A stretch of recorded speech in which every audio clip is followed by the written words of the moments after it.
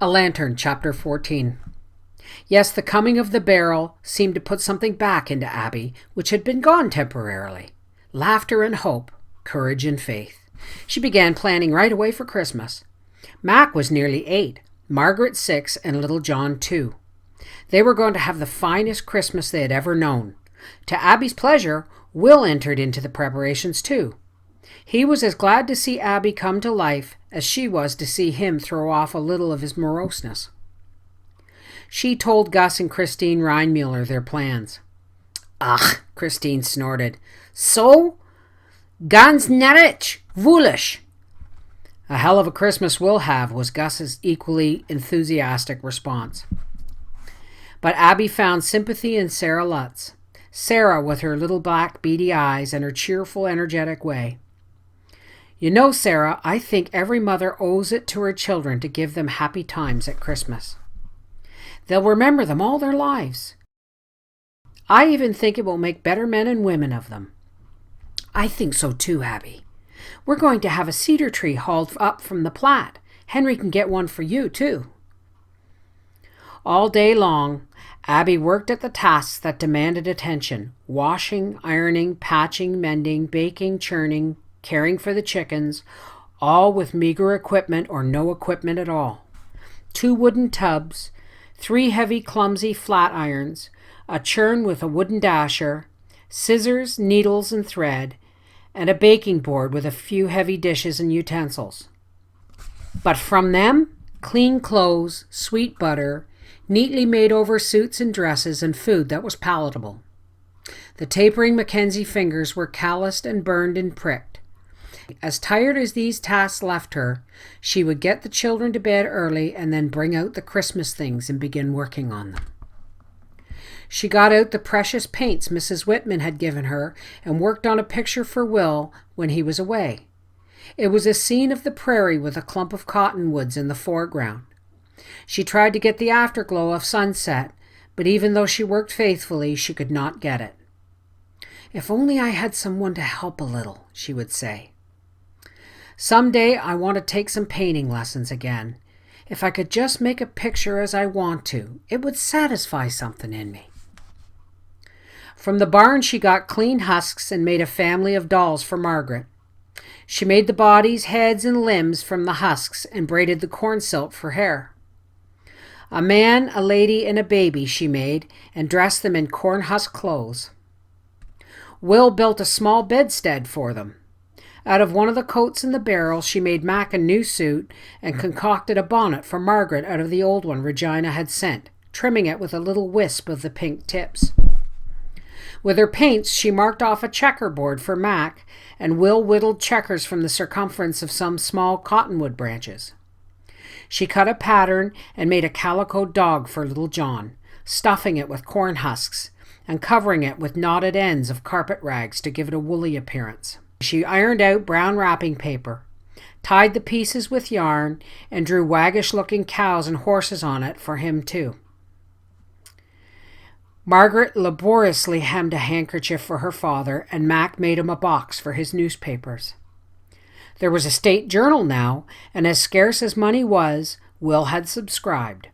We can't drop out of touch with the other parts of the country, he said, and we must know what the rest of the settlers are doing. The children could talk of nothing but the approach of the wonderful day. The word he had only one meaning in their vocabulary: a portly gentleman with a white beard and a sack on his back. Are you sure he'll come this year, Mother? Heine Reinmuller said he wouldn't. He said his mother said so. Of course he'll come, Abby assured the 3, because Father and I are making things too, to help him when he comes. With Scotch-Irish cleverness, she could think of a dozen things to do with her meager supplies to add to the festivities. She ran tallow in tiny molds for the candles. She made a little batch of molasses candy and baked cookies in star and diamond shapes. She boiled eggs and painted faces on them and made little calico bonnets for them. Christine was contemptuous towards the unnecessary festivities. For that no time I have. You learn 'em work, cow's milk and pig's fill. and they for foolish no time have."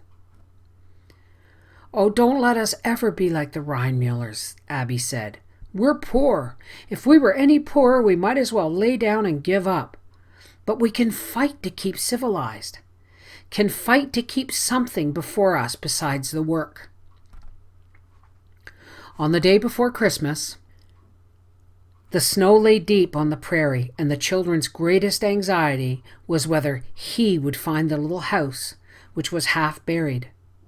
Margaret, with the characteristic ingenuity of the female of the species, suggested tying a piece of bright cloth where he would notice it. And Mac, with the characteristic daring of the less deadly of the same, got on top of the low house via a crusty snowbank and tied one of little John's red flannel shirts to the stovepipe. At lamplighting, they all hung up their stockings, even Will and Abby. The children were beside themselves with excitement. By their parents' stockings they put the little presents they had made for them. They danced and skipped and sang. They cupped their eyes with their hands, pressing their faces to the little half window and looking out into the night. The gleam of the stars was reflected in the snow, and the silence of the sky was the silence of the prairie. "I see the star." "So do I, right up there." "It looks like it was over a stable." "Yes, sir, it looks like it was over a manger stable." "Now it looks like it's stopping over us." "Yes, sir, it looks like it's stopping right over our house." Wide-eyed, they went to bed. The three faces in a row on the pillows, with the patchwork quilts tucked under their chins, were flushed with anticipation. "Always keep the Christmas spirit going," Abby told them. "Promise me that when you get big and have homes of your own, you'll keep the Christmas spirit in your homes." "We will," they promised in glib and solemn accord. When at last they slept, Will brought in the little cedar tree. The morning found it trimmed with popcorn and tallow candles, and a marvelous flock of butterflies had settled upon it. Their bodies were of dried apples dipped in sugar, and their antennae were pink and feathery, looking surprisingly as though they had once adorned Regina Deal's bonnet. Will had made and painted Abby a corner whatnot with 4 shelves, secreting it in the stable behind some straw bedding. And he had constructed a monstrous hobby horse for the children, the body and head of cottonwood chunks, real horse's hair for mane and tail, reins and a bit in the steed's cut-out mouth.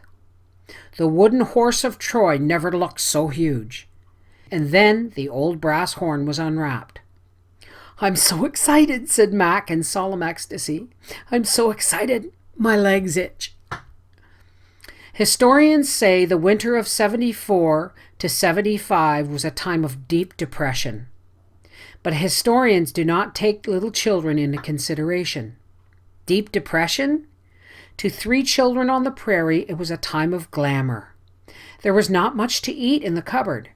There was little or no money in their father's flat old pocketbook. The presents were pitifully homely and meager, and all in a tiny house, a mere shell of a house, on a new raw acreage of the wild bleak prairie. How could a little rude cabin hold so much white magic? How could a little sod house know such enchantment? And how could a little hut like that eventually give to the Midwest so many influential men and women? How indeed? Unless, perchance, the star did stop over the house?